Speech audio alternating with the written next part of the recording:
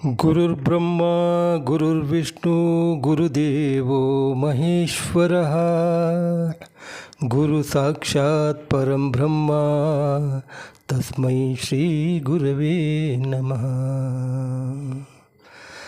ನಮಸ್ಕಾರ ಎಲ್ಲ ನನ್ನ ಯೂಟ್ಯೂಬ್ ವೀಕ್ಷಕರಿಗೂ. ಇವತ್ತಿನ ನನ್ನ ವಿಡಿಯೋ ವಿಚಾರ ಜಾತಕದಲ್ಲಿನ ಶಾಪಗಳು ಮತ್ತು ಪರಿಹಾರಗಳು. ಇದೊಂದು ಹೊಸ ಟಾಪಿಕ್ಕು, ಅದಕ್ಕೋಸ್ಕರ ನಿಮಗಿದು ಎಲ್ರಿಗೂ ಗೊತ್ತಿರಲೇಬೇಕು. ನೋಡಿ, ಮೊದಲನೇದಾಗಿ ಈ ಒಂದು ನನ್ನ ಚಾನಲಿಗೆ ಹೊಸಬ್ರು ಯಾರಾದರೂ ಬಂದಿದ್ದರೆ ಹಾಗೂ ನನ್ನ ಈ ವಿಡಿಯೋವನ್ನು ಸಬ್ಸ್ಕ್ರೈಬ್ ಮಾಡಿಲ್ಲ ಅಂತಂದರೆ ಸಬ್ಸ್ಕ್ರೈಬ್ ಮಾಡಿ, ಹಾಗೂ ಈ ಒಂದು ವಿಡಿಯೋವನ್ನು ಕೊನೆ ತನಕ ನೋಡಿ. ಇದು ಬಹಳ ಇಂಪಾರ್ಟೆಂಟು, ಎಲ್ಲರಿಗೆ ಬೇಕಾಗಿದ್ದೇ. ಸರಿಯಾಗಿ ಗಮನವಿಟ್ಟು ಕೇಳಿ, ಬಹಳ ಇಂಪಾರ್ಟೆಂಟ್ ಆಗಿರುತ್ತೆ. ನೋಡಿ, ಜಾತಕದಲ್ಲಿನ ಈ ಒಂದು ಶಾಪಗಳು ಮತ್ತು ಪರಿಹಾರಗಳ ಸಂಬಂಧವಾಗಿ ಜೀವನದಲ್ಲಿ ನಮ್ಮ ಹಿರಿಯರು ಅಥವಾ ದೇವತಾ ಸಂಬಂಧವಾದ ಯಾವುದಾದ್ರೂ ಒಂದು ಸೇವೆ, ಹರಕೆ, ಪೂಜೆ ಮಾಡಿಸ್ತೇವೆ ಅಂತ ತಿಳ್ಕೊಂಡ್ಬಿಟ್ಟು ಬೇಡ್ಕೊಂಡಿರ್ತಾರೆ. ಕಾರಣಾಂತರಗಳಿಂದ ಅದನ್ನು ಮಾಡದೇ ಕೂಡ ಇಲ್ಲಿ ಇರ್ತಾರೆ ಅಥವಾ ಮರೆತು ಹೋಗಿರ್ತಾರೆ. ನಿಮ್ಮ ಅಜ್ಜಿನ ಸಪೋಸ್ ಅವರೇನೋ ಮಾಡಿರ್ತಾರೆ, ಹೇಳೋಕ್ಕೆ ಮರೆತು ಹೋಗಿರ್ತಾರೆ. ಅವ್ರ ಕಾಲವಾದ ನಂತರ ಅವ್ರ ಮಕ್ಕಳು ಇದೇನಾಗುತ್ತೆ ಅಂತಂದರೆ, ಅವರು ಮಾಡದೇ ಹೋದರೆ ಇಲ್ಲೇನಾಗುತ್ತೆ, ಅದು ಅವರಿಗೆ ಅಲ್ಲಿ ಒಂದು ಯಾವುದೇ ರೀತಿಯ ಸಮಸ್ಯೆಗಳು ಬರುತ್ತೆ. ಎಷ್ಟೋ ಒಂದು ರಾಶಿಯವರು ಹೇಳ್ತಿರ್ತಾರೆ. ಫಾರ್ ಎಕ್ಸಾಂಪಲ್, ಕುಂಭರಾಶಿಯವರು ಇರ್ಬೋದು, ತುಲಾರಾಶಿಯವರು ಇರ್ಬೋದು. ನೀವು ಎಷ್ಟೇ ಇದು ಮಾಡಿದರೂ ಕೂಡ ನಮಗೆ ರೋಗಗಳು, ನಮಗೆ ಸಮಸ್ಯೆಗಳು ಹೋಗೋದೇ ಇಲ್ಲ ಅಂತ ಹೇಳ್ತಿರ್ತಾರೆ. ಎಷ್ಟೋ ಡಾಕ್ಟ್ರ್ ಹತ್ರ ಹೋಗಿರ್ತಾರೆ, ಎಷ್ಟೋ ಕಂಡಲ್ಲಿ ಅವ್ರು ಹೇಳ್ತಾರೆ ಆ ದೇವಸ್ಥಾನಕ್ಕೆ ಹೋಗಿ, ಈ ದೇವಸ್ಥಾನಕ್ಕೆ ಹೋಗಿ ಅಂತ ಹೇಳಿರ್ತಾರೆ. ಎಲ್ಲ ಕಡೆಯಲ್ಲಿ ಹೋಗ್ಬಿಟ್ಟು ಬಂದರೂ ಕೂಡ ಅಲ್ಲಿ ನಿಮ್ಮ ಸಮಸ್ಯೆ ಪರಿಹಾರ ಆಗೋದಿಲ್ಲ. ಅದಕ್ಕೆ ಕಾರಣ ಏನಂತಂದರೆ, ಹಿಂದಿನ ಜನ್ಮದಲ್ಲಿ ನೀವು ಒಂದು ಮಾಡಿರುವ ಯಾವುದಾದ್ರೂ ಒಂದು ದೋಷಗಳಿರ್ಬೋದು, ಅಥವಾ ಅದಕ್ಕೆ ಪಂಚಮ ಸ್ಥಾನ ಅಂತಾನೆ, ಪೂರ್ವ ಪುಣ್ಯ ಸ್ಥಾನ.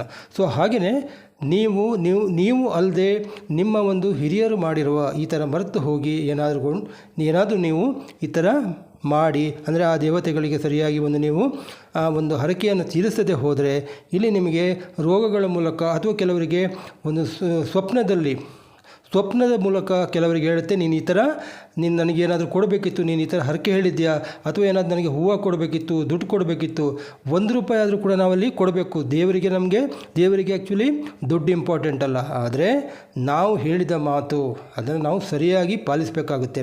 ಇನ್ನು ಕೆಲವರಿಗೆ ಏನಾಗುತ್ತೆ ಅಂತಂದರೆ, ಕನಸಲ್ಲೂ ಬರೋದಿಲ್ಲ, ಎಲ್ಲೂ ಬರೋದಿಲ್ಲ. ಏನಾಗುತ್ತೆ ಅಂತಂದರೆ, ಅವರಿಗೆ ಇಲ್ಲಿ ಈ ಒಂದು ನೋವಿನ ರೂಪದಲ್ಲಿ, ದುಃಖದ ರೂಪದಲ್ಲಿ, ಸಂಕಟದ ರೂಪದಲ್ಲಿ ಅವರಿಗೆ ಏನಾಗಿದೆ, ಏನಾಗ್ತಾ ಇದೆ ಅನ್ನೋದು ಗೊತ್ತಾಗೋದಿಲ್ಲ. ಮನಸ್ಸಿನಲ್ಲಿ ಅಶಾಂತಿ, ನಾನಾ ರೀತಿ ತೊಂದರೆಗಳು, ಆ ಥರ ಒಂದು ಜೀವನದಲ್ಲಿ ಅನುಭವಿಸ್ತಾ ಇರ್ತಾರೆ.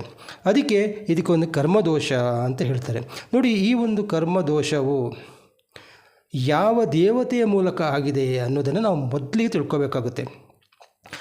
ಆ ಒಂದು ದೇವತೆಯ ಮೂಲಕ ಆಗಿದೆ ಅಂತ ತಿಳ್ಕೊಂಡಾದ ಮೇಲೆ ಅದಕ್ಕೆ ಸರಿಯಾಗಿ ಒಂದು ಪರಿಹಾರೋಪಾಯ ಮಾಡಿಸ್ಕೊಂಡ್ರೆ ಖಂಡಿತವಾಗ್ಲೂ ನಮಗೆ ಬಂದಿರುವ ಕಷ್ಟ ನಷ್ಟಗಳಿಂದ, ದುಃಖದಿಂದ ನಾವು ಪಾರಾಗಬಹುದು ಅನ್ನೋದು ಒಂದು ಜ್ಯೋತಿಷಲ್ಲಿ ಹೇಳ್ತಾ ಇದೆ.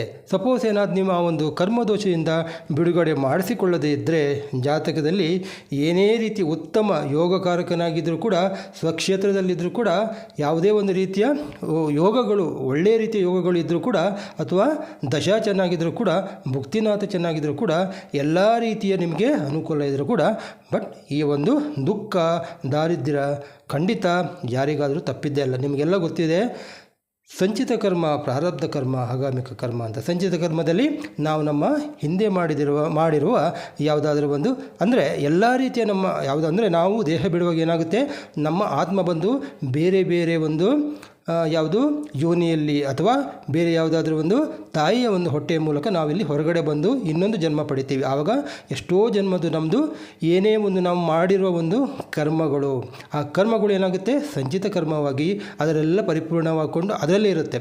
ಅದು ನೆಕ್ಸ್ಟ್ ನೀವು ಇನ್ನೊಂದು ಜನ್ಮ ಬಂದಾಗ ಆ ಕರ್ಮವನ್ನು ನೀವು ಅನುಭವಿಸಲೇಬೇಕು. ಪ್ರಾರಬ್ಧ ಕರ್ಮ ಅಂತಂದರೆ ನೀವೆಲ್ಲ ಹೇಳ್ತಿರ್ತೀರ, ನನ್ನ ಪ್ರಾರಬ್ಧ ನಾನು ಏನು ಮಾಡಿದ್ನೆ ಏನೋ ಅಂತ ತಿಳ್ಕೊಂಡು. ಅದು ನೀವು ಹುಟ್ಟಿದಾಗಿನಿಂದ ಏನು ಮಾಡಿರ್ತೀರ ಕರ್ಮಗಳು, ಅವೆಲ್ಲ ಪ್ರಾರಬ್ಧ ಕರ್ಮ.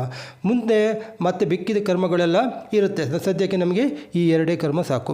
ಸೊ ಆದ ಕಾರಣ ನೀವು ಮೊದಲು ಏನು ಮಾಡಬೇಕು ಅಂತಂದರೆ, ಚೆನ್ನಾಗಿ ಪರಿಶೀಲನೆ ಮಾಡ್ಕೋಬೇಕು. ನಂತರ ಫಸ್ಟಿಗೆ ಜಾತಕ ನೋಡೋಕ್ಕಿಂತ ಮುಂಚೆ ಈ ವಿಚಾರವನ್ನು ಫಸ್ಟಿಗೆ ನೀವು ತಿಳ್ಕೋಬೇಕು. ನೀವೇನಾದರೂ ಆ ಥರ ಒಂದು ಹರಕೆ ತೀರಿಸಿಲ್ಲ ಅಂದರೆ, ದಯವಿಟ್ಟು ನಾನು ಹೇಳ್ತೀನಿ, ಯಾರಾದರೂ ಹರಕೆ ಹೇಳಿದರೆ ಖಂಡಿತ ಇಮಿಡಿಯೇಟಾಗಿ ನಿಮಗೆ ನೆನಪಿರುವಾಗಲೇ ತೀರಿಸ್ಬಿಡಿ. ಸಪೋಸ್ ದೊಡ್ಡದಾಗಿ ಹೇಳಬೇಡಿ, ತುಲಾಭಾರ ಮಾಡಿಸ್ತೀವಿ, ಆ ಥರ ಮಾಡ್ತೀವಿ, ರಥ ಕೊಡಿಸ್ತೀವಿ, ಚಿನ್ನ ಕೊಡ್ತೀವಿ, ವಜ್ರ ಕೊಡ್ತೀವಿ, ಯಾವುದೇ ಹೇಳಬೇಡಿ. ಅಥವಾ ಹೇಳದೇ ಇರೋದೇ ವಾಸಿ ಅಂತ ಅನಿಸುತ್ತೆ ನನಗೆ. ಆ ಥರ ನೀವು ಏನಾದರೂ ಮರ್ತರೆ, ಸಡನ್ನಾಗಿ ಏನೋ ಇನ್ಸಿಡೆಂಟ್ ಆಯಿತು, ನೀವೇ ಇಲ್ಲ, ಸೊ ಅಥವಾ ನಿಮ್ಮ ಹಿರಿಯರು ಯಾರಾದರೂ ಇಲ್ಲ ಮಾಡಿ, ಸೊ ಆವಾಗೇನಾಗುತ್ತೆ, ಈ ಸಮಸ್ಯೆಯ ಮೂಲಕ ನೀವಲ್ಲ ನಿಮ್ಮ ಒಂದು ವಂಶಪಾರಂಪರ್ಯವಾಗಿ ಇಲ್ಲಿ ಸಮಸ್ಯೆಗಳು ಬರುತ್ತೆ. ಅದಕ್ಕೋಸ್ಕರ ಕೆಲವರು ಎಲ್ಲೆಲ್ಲ ಹೋಗಿರ್ತಾರೆ, ಕೇರಳಕ್ಕೆ ಹೋಗಿರ್ತಾರೆ, ಇನ್ನು ಕೆಲವರು ತಮಿಳ್ನಾಡಿಗೆ ಹೋಗಿರ್ತಾರೆ, ಅಲ್ಲೆಲ್ಲ ಅವ್ರು ಹೇಳ್ತಾರೆ ನಿಮ್ಮ ಹೆಬ್ಬೆರಳು ನೋಡ್ಕೊಂಬಿಟ್ಟು ಹೇಳ್ತಾರೆ, ಆ ಥರ ನಿಮ್ಮ ತಂದೆ ತಾಯಿ ಯಾರು ಅದು ಇದು ಎಲ್ಲ ಹೇಳ್ತಾರೆ. ಬಟ್ ಅದಕ್ಕೋಸ್ಕರ ನಾನು ಹೇಳ್ತಾ ಇದ್ದೀನಿ, ನೀವು ಯಾವುದೇ ಒಂದು ವಿಚಾರಕ್ಕೆ ಆ ಒಂದು ಗ್ರಹಕ್ಕೆ ಸರಿಯಾದ ಒಂದು ಶಾಂತಿಯನ್ನು ಮಾಡಿಸಿ, ಹಾಗೆ ಜಾತಕದಲ್ಲಿರುವ ಆ ಒಂದು ಶಾಪಗಳನ್ನು ಮೊದಲು ಪರಿಹರಿಸಿಕೊಳ್ಳಿ. ಅನಂತರ ನಿಮಗೆ ಆ ಒಂದು ದಶಾಭುಕ್ತಿಗಳು ನಿಮಗೆ ಸಹಾಯ ಮಾಡುತ್ತೆ. ಆಯಿತಾ, ಇದು ಒಂದು ಪ್ರತಿಯೊಬ್ಬರ ಒಂದು ಕರ್ಮದೋಷಕ್ಕೆ ಸಂಬಂಧಪಟ್ಟ ಹಾಗೆ ಒಂದು ಪ್ರತ್ಯಕ್ಷ ನಿದರ್ಶನ ಅಂತ ಹೇಳ್ಬೋದು. ಆಮೇಲೆ ಇನ್ನೊಂದು ವಿಚಾರ, ಬಾಧಕಾಧಿಪತಿಗಳ ವಿಚಾರ. ಬಾಧಕಾಧಿಪತಿ ಅಂತಂದರೆ ಈಗ ಲಗ್ನಗಳು ಇರುತ್ತೆ, ಮೇಷ ಲಗ್ನ ಇರುತ್ತೆ, ಕಟಕ, ತುಲ, ಮಕರ, ಈ ಲಗ್ನಗಳು ಚರ ಲಗ್ನಗಳು. ಈ ಒಂದು ಲಗ್ನಗಳಿಂದ 11ನೇ ರಾಶಿಯ ಅಧಿಪತಿಯು ಬಾಧಕಾಧಿಪತಿ ಆಗ್ತಾನೆ. ಅದೇ ರೀತಿ ಸ್ಥಿರ ಲಗ್ನ ಅಂತಂದರೆ ವೃಷಭ, ಸಿಂಹ, ವೃಶ್ಚಿಕ, ಕುಂಭ ಈ ರಾಶಿಗಳು ಲಗ್ನವಾದಾಗ ಅಲ್ಲಿಂದ 9ನೇ ರಾಶಿ ಅಧಿಪತಿಯು ಬಂದು ನಿಮಗೆ ಬಾಧಕಾಧಿಪತಿ ಆಗ್ತಾನೆ. ಅದೇ ರೀತಿ ದ್ವಿಸ್ವಭಾವ ಲಗ್ನ ಮಿಥುನ, ಕನ್ಯಾ, ಧನಸ್ಸು, ಮೀನ ಈ 4 ಲಗ್ನಗಳ 7ನೇ ರಾಶಿಯ ಅಧಿಪತಿಯು ಬಾಧಕಾಧಿಪತಿ ಆಗ್ತಾರೆ. ಸೊ ಇವರೆಲ್ಲ ಸ್ವಸ್ಥಾನ ಇರಲಿ ಅಥವಾ ಶುಭಕಾರಕ ಅಥವಾ ಮಿತ್ರಕ್ಷೇತ್ರ ಎಲ್ಲಾದರೂ ಇರಲಿ, ಅಲ್ಲಿ ಏನಾದರೂ ಇಲ್ಲದೇ ಇದ್ದು ಅಥವಾ ಏನಾದರೂ ಅಶುಭ ಸ್ಥಾನಗಳ ಸಂಚಾರ ಮಾಡ್ತಾ ಇದ್ದಾರೆ ಅಂತಂದರೆ, ಅದು ಅಶುಭ ಸ್ಥಾನ ಅಂತಂದರೆ 3, 6, 8, 12ನೇ ಒಂದು ಭಾವದಲ್ಲಿ ಸಂಚಾರ ಮಾಡ್ತಾ ಇದ್ದಾರೆ ಅಂತಂದರೆ ಬಾಧಕಾಧಿಪತಿಗಳು ನಿಮಗೆ ಖಂಡಿತವಾಗಲೂ ಇಲ್ಲಿ ಸಮಸ್ಯೆಗಳನ್ನು ಉಂಟು ಮಾಡ್ತವೆ.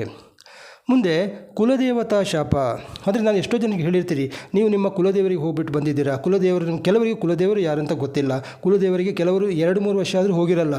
ಅದೆಲ್ಲ ನಿಮಗೆ ಏನಾಗುತ್ತೆ ಅಂತಂದರೆ ಇಲ್ಲಿ ಒಂದು ಸಮಸ್ಯೆ ರೂಪದಲ್ಲೇ ಆಗುತ್ತೆ. ಮೊದಲು ನಮಗೆ ಬೇರೆ ದೇವರನ್ನು ಬಿಟ್ಟು ನಮ್ಮ ಕುಲದೇವರು ಭಾಳ ಇಂಪಾರ್ಟೆಂಟು. ಅದಕ್ಕೋಸ್ಕರ ಈ ಒಂದು ಈಗ ಹಿಂದೆ ಹೇಳಿದಾಗೆ ಬಾಧಕಾಧಿಪತಿಯು ಚತುರ್ಥ ಭಾವದಲ್ಲಿದ್ದರು. ಚತುರ್ಥ ಅಂತಂದರೆ ಫಾರ್ ಎಕ್ಸಾಂಪಲ್ ಮೇಷ ಒಂದು ಲಗ್ನದಿಂದ ನಾವು ಕ್ಯಾಲ್ಕುಲೇಟ್ ಮಾಡಿದರೆ ಮೇಷ, ವೃಷಭ, ಮಿಥುನ, ಕರ್ಕ, ಚತುರ್ಥ ಭಾವ ಅಂತಂದರೆ ಕರ್ಕಾಟಕ ರಾಶಿ ಆಗುತ್ತೆ. ಆ ಕರ್ಕಾಟಕ ರಾಶಿಯ ಅಧಿಪತಿ ಚಂದ್ರ ಆಗ್ತಾನಲ್ಲಿ. ಹಾಗೆ ಆ ಚತುರ್ಥ ಅಧಿಪತಿ ಅವನು ಬಾಧಕ ರಾಶಿಯಲ್ಲಿದ್ದರೂ ಕೂಡ ಇಲ್ಲಿ ಏನಾಗುತ್ತೆ, ಕುಲದೇವತೆಯ ಶಾಪ ಇಲ್ಲಿ ಉಂಟಾಗುತ್ತದೆ. ಅದೇ ರೀತಿ ಇವರೊಡನೆ 6ನೇ ಅಧಿಪತಿ ಅಂತಂದರೆ ಮೇಷದಿಂದ ತಿರ್ಗಾ ನಾವು 6ನೇ ಅಧಿಪತಿ ಅಂತಂದರೆ ಕನ್ಯಾ ರಾಶಿ ಆಗುತ್ತೆ. ಫಾರ್ ಎಕ್ಸಾಂಪಲ್ ನಾನು ಹೇಳಿದೆ 6ನೇ ಅಧಿಪತಿ ನೋಡಿದರೂ ಕೂಡ ಆತನ ನಕ್ಷತ್ರದಲ್ಲಿ ಬಾಧಕಾಧಿಪತಿ ಇದ್ದರೂ ಕೂಡ ಆ ಒಂದು ದೇವತೆಗೆ ಸರಿಯಾಗಿ ನೀವು ಒಂದು ಹರಕೆ ತೀರಿಸದೇ ಇದ್ದರೆ ಅಥವಾ ಮರೆತಿದ್ದರೆ ಖಂಡಿತವಾಗಲೂ ಆ ಒಂದು ದೇವತೆಯ ಒಂದು ಸಮಸ್ಯೆಗಳು ಖಂಡಿತ ಬರುತ್ತೆ. ಅಂದರೆ ಸೇವೆ ಮಾಡ್ತೀನಿ ಅಂತ ಹೇಳಿ ಭರವಸೆ ನೀಡಿರೋದು, ಭರವಸೆ ಅಂತಂದರೆ ನಾವು ಪ್ರಾಮಿಸ್ ಮಾಡಿರ್ತೀವಿ, ಅಥವಾ ಕೆಲವರು ದೇವರ ಹಣವನ್ನು ಒಂದು ಕಳ್ತನ ಮಾಡಿರೋದು, ಅಪಹರಿಸಿರೋದು, ಇದರಿಂದಾಗಿ ಸಮಸ್ಯೆಗಳು ಉದ್ಭವ ಆಗುತ್ತೆ, ದೋಷಗಳು ಬಂದುಬಿಡುತ್ತೆ ಅಂತ ಹೇಳ್ಬೋದು. 8ನೇ ಭಾವಾಧಿಪತಿ ಸಂಬಂಧ ಅಂತ ಹೇಳ್ಬೋದು. 8ನೇ ಭಾವಾಧಿಪತಿ ಅಂತಂದರೆ ಅಲ್ಲಿಂದ ಮೇಷ ಲಗ್ನದಿಂದ ಮತ್ತೆ ಕೌಂಟ್ ಮಾಡಿದರೆ ವೃಶ್ಚಿಕ ರಾಶಿ ಅಂದರೆ ಅದು ವೃಶ್ಚಿಕ ಲಗ್ನ ಆಗುತ್ತೆ. ಹಾಗೆ ಒಂದು 8ನೇ ಭಾವಾಧಿಪತಿ ನಾನು ಮೇಲ್ಗಡೆ ಹೇಳಿದೆ 3, 6, 8, 12 ಅಂತ ಹೇಳಿದ್ನಲ್ಲ, ಅದರಲ್ಲಿ 8ನೇ ಭಾವಾಧಿಪತಿ ಸಂಬಂಧ, ವೀಕ್ಷಣೆ ಹಾಗೂ ಆತನ ನಕ್ಷತ್ರದಲ್ಲಿ ಈ ಒಂದು ಬಾಧಕಾಧಿಪತಿ ಇದ್ದರೆ ಶಾಪ ಉಂಟಾಗುತ್ತೆ. ಹಾಗೂ ಆ ಒಂದು ಬಾಧಕಾಧಿಪತಿ ಮಿತ್ರ ಕ್ಷೇತ್ರದಲ್ಲಿರಲಿ, ತನ್ನ ಸ್ವಂತ ರಾಶಿಯಲ್ಲಿರಲಿ ಇದ್ದರೆ ಏನಾಗುತ್ತೆ, ಇನ್ನೊಂದು ಕ್ಲಾಸ್ ಕೊಟ್ಟಿದ್ದಾರೆ ಆಯಿತಾ, ಇದ್ದರೆ ಶಾಪ ನಿವೃತ್ತಿಯಾಗುತ್ತೆ ಅಂತ ಹೇಳಿದ್ದಾರೆ. ಯಾವುದು, ಬಾಧಕಾಧಿಪತಿ ತನ್ನ ಮಿತ್ರ ಕ್ಷೇತ್ರದಲ್ಲಿದ್ದರೆ ಅಥವಾ ಸ್ವರಾಶಿ ಅಥವಾ ತನ್ನ ಸ್ವಂತ ರಾಶಿಯಲ್ಲಿದ್ದರೆ ಆಯಿತಾ, ಸೊ ಶಾಪ ಇಲ್ಲಿ ನಿವೃತ್ತಿಯಾಗುತ್ತೆ ಅಂತ ಹೇಳ್ತಾರೆ. ಹಾಗೂ ಶತ್ರು ರಾಶಿಯಲ್ಲಿದ್ದರೆ ಬಹಳ ಒಂದು ಕಷ್ಟ ಜಾಸ್ತಿ ಬರುತ್ತೆ ಶತ್ರುರಾಶಿಯಲ್ಲಿದ್ದರೆ. ಅದಕ್ಕೋಸ್ಕರ ಸರಿಯಾದ ಒಂದು ಶಾಂತಿ ಕ್ರಮ, ದೇವತಾ ಪ್ರತಿಷ್ಠೆ, ಅಭಿಷೇಕ, ಪೂಜೆಗಳು ಮಾಡಿದರೆ ಇದು ನಿವಾರಣೆ ಆಗುತ್ತೆ. ಆಮೇಲೆ ನೀಚ ರಾಶಿ, ಈಗ ನೋಡಿ ಕುಜ ಬಂದು ಕರ್ಕಾಟಕ ರಾಶಿಯಲ್ಲಿ ನೀಚನಾಗಿದ್ದಾನೆ, ರವಿ ಬಂದು ತುಲಾ ರಾಶಿಯಲ್ಲಿ ನೀಚ ಆಗ್ತಾನೆ. ಅದೇ ಥರ ನೀಚ ರಾಶಿಯಲ್ಲಿ ಇದ್ದರೆ ಅಥವಾ ಅಸ್ತಂಗತರಾದರೆ, ರವಿಯ ಜೊತೆ ಯಾವುದೇ ಗ್ರಹಗಳು ಇದ್ದರೂ ಕೂಡ ಅವು ಅಸ್ತಂಗತರಾಗುತ್ತವೆ. ಅದಕ್ಕೋಸ್ಕರ ಅಸ್ತಂಗತರಾದರೂ ಕೂಡ ಇಲ್ಲಿ ಏನಾಗುತ್ತೆ, ನೀವು ಏನೇ ಒಂದು ನೀವು ಅದಕ್ಕೆ ಪೂಜೆ ಗೀಜೆ ಮಾಡಿಸಿದ್ರು ಕೂಡ ನಿವೃತ್ತಿ ಆಗಲ್ಲ ಅಂತ ಹೇಳ್ಬೋದು.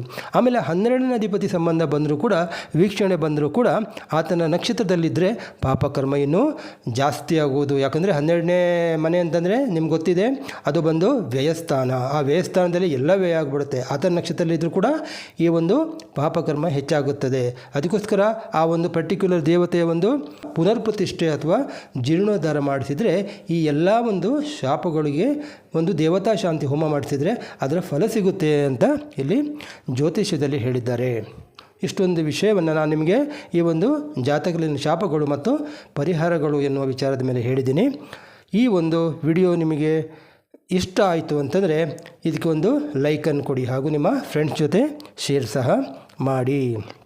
ಸಹನಾವವತು ಸಹನೌ ಭುನಕ್ತು ಸಹ ವೀರ್ಯಂ ಕರವಾವಹೈ ತೇಜಸ್ವಿನಾಮಧೀತಮಸ್ತು ಮಾ ವಿದ್ವಿಷಾವಹೈ. ಓಂ ಶಾಂತಿ ಶಾಂತಿ ಶಾಂತಿ. ಎಲ್ಲರಿಗೂ ನಮಸ್ಕಾರ.